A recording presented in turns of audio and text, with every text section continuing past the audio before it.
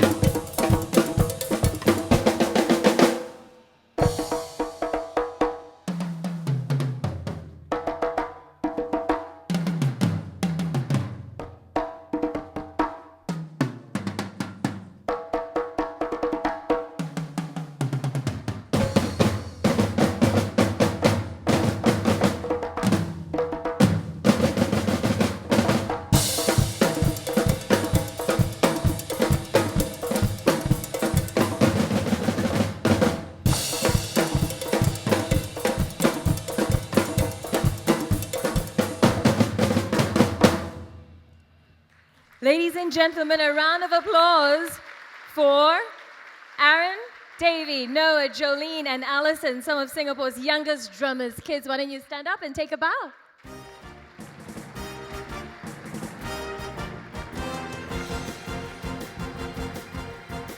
Well, I hope you enjoyed their rhythms and solos representing the global footprint Singapore companies now have. Prime Minister Lee Hsien Loong, distinguished guests, ladies and gentlemen, a very warm welcome to International Enterprise Singapore's 30th anniversary dinner. I'm Glenda Chong, your host for this evening. Now, we began the night reliving Singapore's trade and internationalization story, without which Singapore wouldn't be what it is today. And this wouldn't have been possible without the foresight and efforts of certain groups of people, many of which are present here tonight. And not forgetting our Singapore companies that have put Singapore on the global stage and sharing our vision of growing Singapore into a thriving business hub with globally competitive companies and leading international traders. To commence this evening's program, it's my pleasure to invite Chairman of International Enterprise Singapore, Mr. Sunny Verghese, to deliver his welcome address. Mr. Verghese is also the Group Managing Director and CEO of Olam International. Mr. Verghese,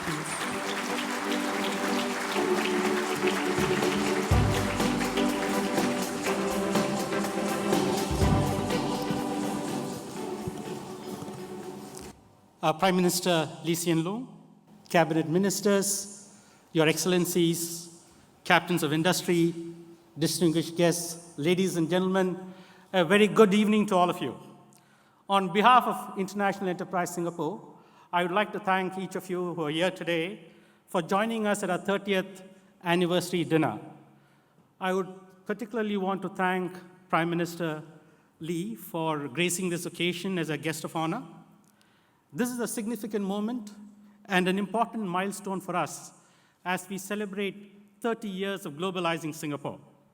As you saw from the video, IE Singapore was first established in 1983 as the Trade Development Board, or TDB, tasked to promote trade and to help Singapore grow its international trade linkages. Nearly 20 years later, in 2002, as Singapore's external economy expanded, we were renamed IE Singapore and given the additional mandate of helping Singapore companies invest and expand overseas. In other words, we were given the mandate to help Singapore companies to successfully internationalize. In executing this mandate, IE has developed now a fairly deep understanding of both the direct and indirect economic benefits that will accrue to the Singapore economy as our companies invest overseas through the various backward linkages that we are tracking to see the impact of investing overseas on the Singapore economy. Given the twin mandates of promoting trade and promoting internationalization, we see our role at IE as developing the external wing of the economy. As you also saw from this video, trade is the lifeblood of Singapore's economy. Our roots as a trading nation can be traced back to the 19th century when mercantile trade started between Europe and Asia. Our deep waters and our strategic location at the center of major trade flows made Singapore a successful free port. Today, we commemorate how Singapore has built on this advantage and transformed our country to what it is today. As a trader myself, I appreciate the importance of free and open markets and more contestable markets. According to WTO, the dollar value of all merchandise and service exports in 2012 was $22.6 trillion. If you look at, which is roughly a third of world GDP last year.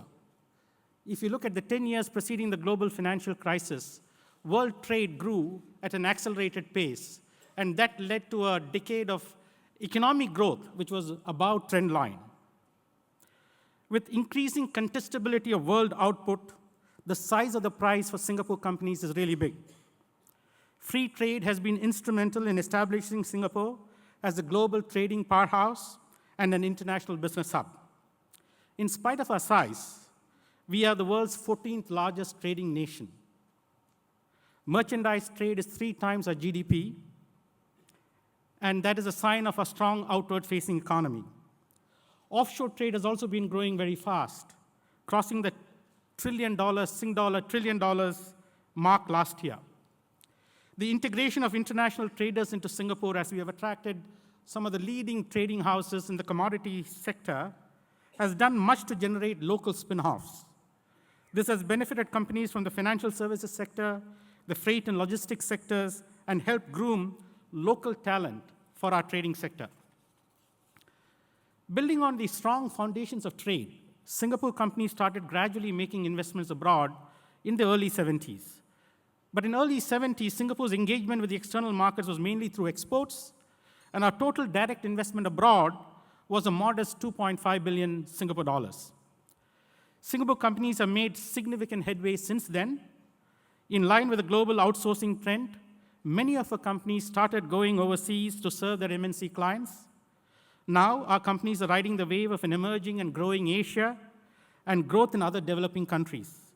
According to the World Investment Report in 2013, developing economies for the first time ever received more global FDI inflows in 2012 than the developed countries.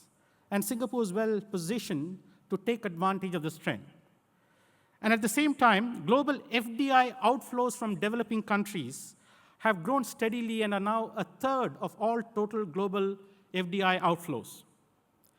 Against this background, IE has helped Singapore companies to come into their own as they exported expertise across various sectors, from industrial and township development, master planning, urban solutions, to food, education, and healthcare. A lot of these companies are present here today. Singapore's cumulative stock of overseas investments has grown exponentially over the last 3 decades, reaching 449 billion in 2011 from about 2.5 billion in the early 70s. This has contributed to the country in the form of good jobs and quality economic growth. These outcomes obviously did not happen by chance.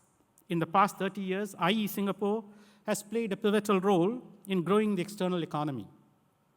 A lot of what shaped Singapore's trade and internationalization journey is not as much the result of a single individual or a few individuals, as it is a combined outcome of a small yet enterprising set of initiatives that IE officers have put in place over the years. This involved the active championing of free trade and open trade, careful calibration and alignment of economic and trade policies, and their pioneering and inventive spirit. We have had to constantly look for ways to work more efficiently and help companies drive their internationalization initiatives more effectively. In the 80s, when a bottleneck emerged in the trade licensing process, TDB came up with the world's first single-window electronic platform to consolidate and cut down processing time for trade documentation. This is the TradeNet system, a key trade infrastructure for us even today, and the envy of a lot of countries. In the same period, our companies were trying to venture abroad, but Singapore was not well known at that point in time back then. TDB roped in then the trade associations and began a concerted global outreach program across various markets and industries to build up recognition of Singapore companies and Singapore brands globally. This was the start of a very valuable partnership which continues to this day. For example, IE Singapore and the Singapore Chinese Chamber of Commerce and Industry will soon join forces and launch the Singapore Enterprise Center in Shanghai. We believe that this new initiative will facilitate the entry and growth of Singapore SMEs in China. It was IE officers who went knocking on the doors and making cold calls, and a cold call was made to my company in 1995 to set up the first overseas centers in Kuala Lumpur, London, and New York. These were markets that Singapore's exporters badly needed back then. Today, with a global network in more than 35 locations, IE Singapore has an established presence globally, from the developed markets to emerging cities such as Istanbul in Turkey, Sao Paulo in Brazil, and Wuhan in China. The world continues to evolve today. Global economic fragility and policy uncertainty have injected more volatility in the outlook for the world economy. New challenges emerging on the global front will change how we do business and trade with the world. Companies can no longer rely solely on traditional markets for growth. The Eurozone has only just emerged from a major crisis. The strength of the US economy and recovery remains still uncertain, and whether it will reach the escape velocity required to absorb all the unemployed people in the labor force, and even China and India's growth is slowing. Global companies investing overseas are also subject to intense scrutiny because of environmental concerns, job creation, and in some cases have sparked protectionist sentiments amongst governments. However, these developments have also brought new opportunities. Promising new frontiers are emerging in regions like Latin America, Africa, and closer to home, Myanmar. Singapore is also at a very different place today. We have emerged as a leading global trade and business hub, and our companies, several of them who are here today, have made a mark in the respective industries around the world. Now, as a result, we look to the future with much more confidence. It is under these circumstances that IE Singapore's mission becomes even more critical. We must ensure that Singapore maintains its position as a competitive trade hub in the world, and at the same time, grow a diverse and resilient ecosystem of companies locally. To drive the next phase of Singapore's economic development, it is key to have a strong base of local companies with the potential to be leaders in Asia or globally competitive companies, GCCs. Such companies can boost domestic growth and create value for all their stakeholders. More importantly, they can create higher-paying, more productive jobs in Singapore and groom a workforce equipped with global skills. To build globally competitive companies for the future, IE Singapore is addressing the needs of companies through strategic and targeted assistance. We work very closely with the companies to understand their long-term plans, and with this understanding, we share information, knowledge, and market insights, support building of their capabilities, provide market connections, and access to finance.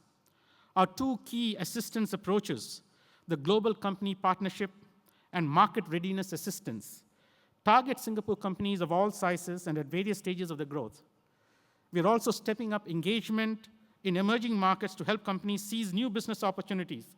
This year alone, IE Singapore has opened new overseas centers in Johannesburg in South Africa, in Yangon in Myanmar, and in Accra, Ghana. On this occasion, I'd like to urge all our key stakeholders, including government leaders, policy makers, captains of industry, traders, trade associations, as well as IE officers, both past and present, to continue to work together in partnership to maintain and grow our share in global trade and prepare our companies to further improve their competitiveness on the global stage and become regional and global champions.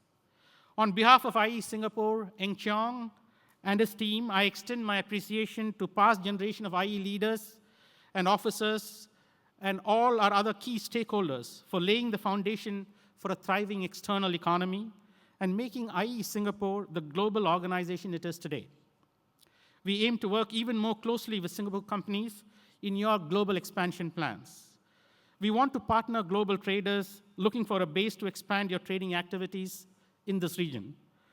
We cannot achieve this without your trust in us, as well as the support of our key stakeholders and partners, including the trade associations, foreign economic agencies that we work with, and international organizations.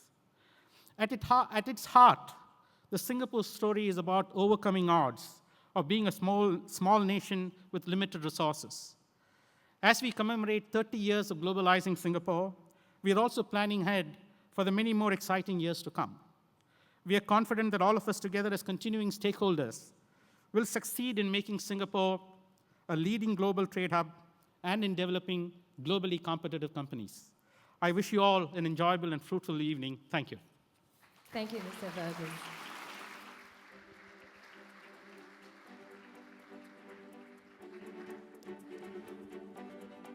Well, ladies and gentlemen, as part of our 30th anniversary celebrations, we have also developed a special interactive app recounting our journey over the past 30 years. It tells of Singapore's trade and internationalization story, complete with never-before-told anecdotes and exclusive video interviews with past and present IE officers as well as leaders of Singapore. And this will soon be available on the iTunes and Google App stores. But for now, please enjoy the sneak peek on your tables. You'll find it there. And now, the moment we've been waiting for, dinner is served. And as you might have noticed from the paper plane menus on your table, this evening's menu is a global one, taking your palates on a journey across the different regions in which we are present. Bon appetit.